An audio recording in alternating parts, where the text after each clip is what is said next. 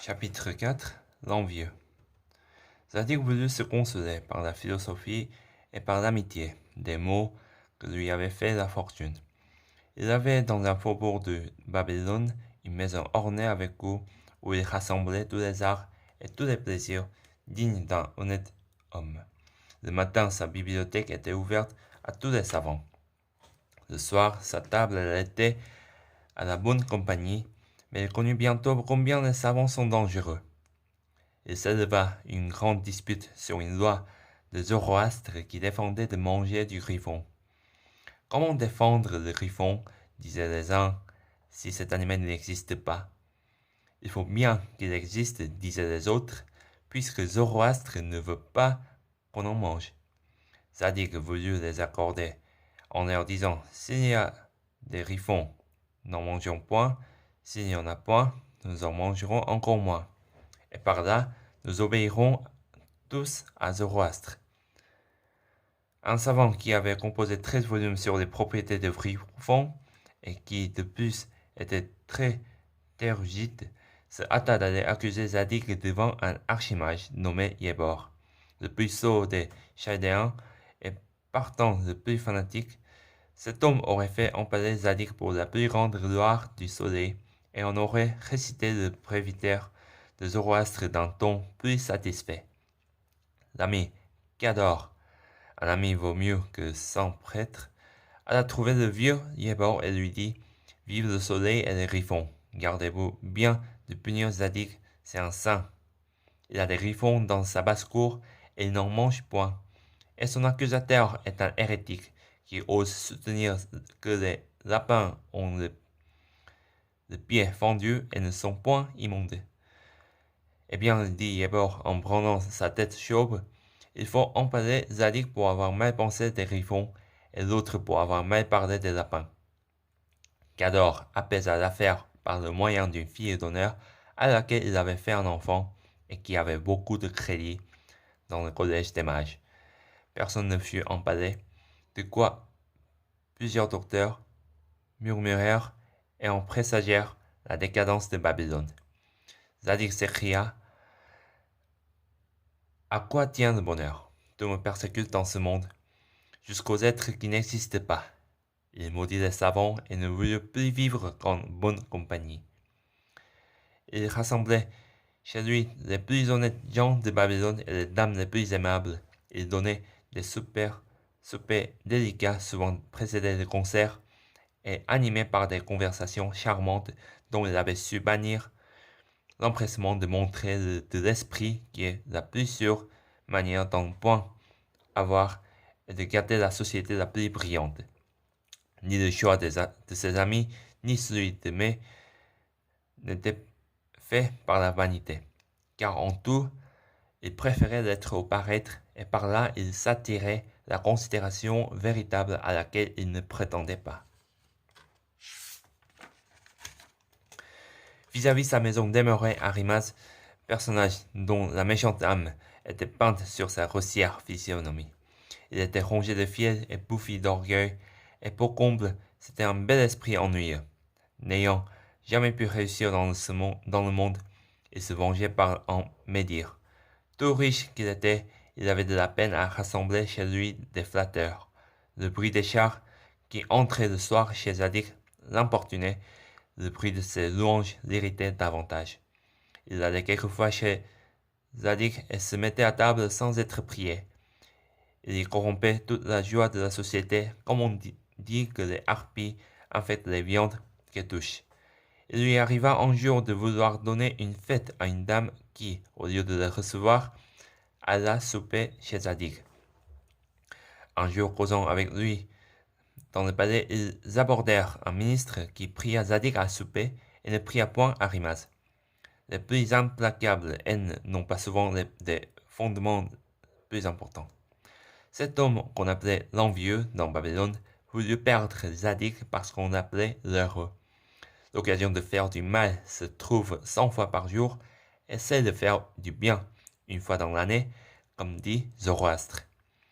L'envieux alla chez Zadig qui se promenait dans ses jardins avec deux amis et une dame, à laquelle il disait souvent des choses galantes, sans autres intentions que celle de les dire. La conversation roulait sur une guerre que le roi venait de terminer heureusement contre le prince d'Hyrcanie, son vassal. Zadig, qui avait signalé son courage dans cette courte guerre, louait beaucoup le roi et encore plus la dame.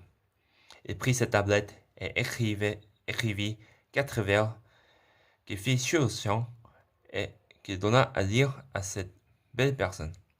Ses amis le prièrent de leur en faire part. La modestie, ou plutôt un amour-propre bien entendu, l'en empêcha. Il savait que des vers impromptus ne sont jamais bons que pour ceux en l'honneur de qui ils sont faits.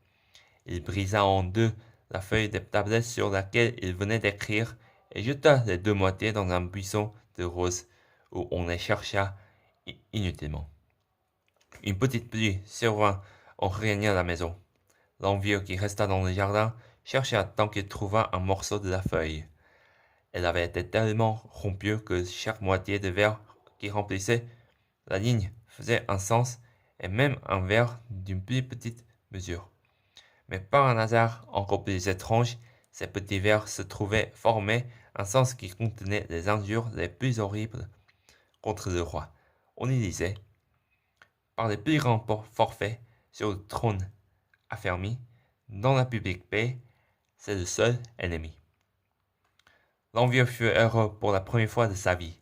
Il avait entre les mains de quoi perdre un homme vertueux et aimable.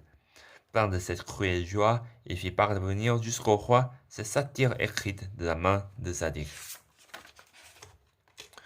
On le fit mettre en prison, lui, ses 2 amis et la dame.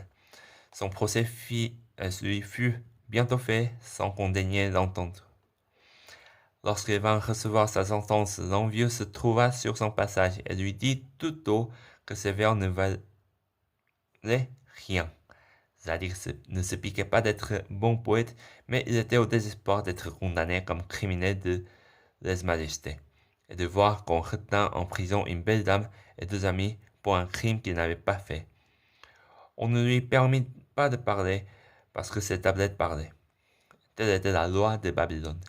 On le fit donc aller au supplice à travers une foule de curieux dont aucun n'osait le plaindre, et qui se précipitaient pour examiner son visage et pour voir s'il mourait avec bonne grâce. Ses parents seulement étaient affligés car il n'héritait pas.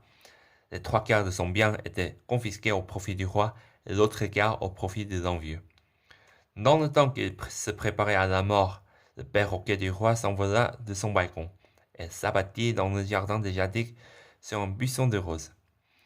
Une pêche y avait été portée d'un arbre voisin par le vent. Elle était tombée sur un morceau de tablette à écrire auquel elle s'était collée. L'oiseau enleva la pêche et la tablette et les porta sur les genoux du monarque. Le prince curieux y lut des mots qui ne formaient aucun sens et qui paraissaient des fins de vers. Il aimait la poésie et il y a toujours de la ressource avec les princes qui aiment les vers. L'aventure de son perroquet le fit rêver. La reine, qui se souvenait de ce qui avait été écrit sur une pièce de tablette de Zadig, se la fit apporter. On confronta les 2 morceaux qui s'ajustaient ensemble parfaitement. On lut alors les vers tels que Zadig les avait faits. Par les plus grands forfaits, j'ai vu tomber troubler la terre.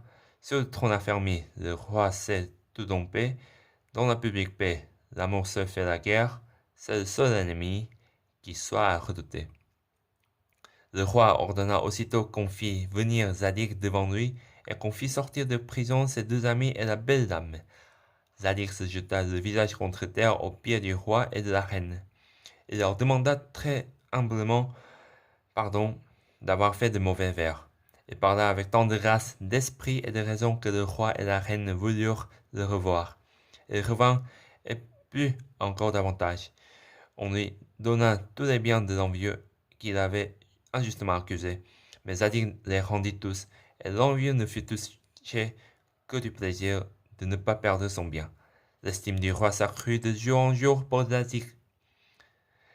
Il méritait de tous ses plaisirs et le consultait dans toutes ses affaires. La reine le regarda dès lors avec une complaisance qui pouvait devenir dangereuse pour elle, pour le roi, son auguste époux, pour Zadig et pour le royaume. Zadig commençait à croire qu'il n'est pas si difficile d'être heureux.